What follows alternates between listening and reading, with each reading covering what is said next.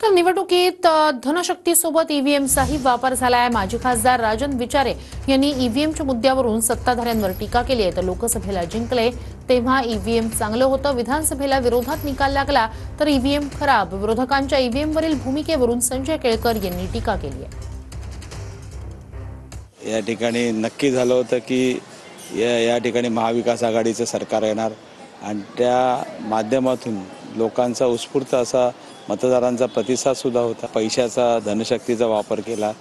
त्या ठिकाणी काही मशीनसुद्धा आज असं आढळलेले आहेत की 7 तास मशीन चालूनसुद्धा 99%च अजूनही ते दाखवत आहेत।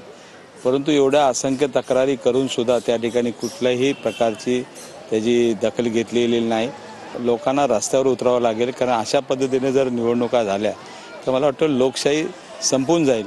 आणि आता लोकसभेला बघा, लोकसभेला काही नाही, ईव्हीएम पण नाही, मतदानाचं काही नाही। आता विधानसभेला जेव्हा त्यांच्या जागा जातात, यांचा बोऱ्या वाजला तर लगेच ईव्हीएम, आता सगळं पुढे येईल। संशय असं कधी होत नाही, अशी मतं आमची गेली कशी, हे सगळं सुरू होईल, काही दिवसांनी बंद होईल।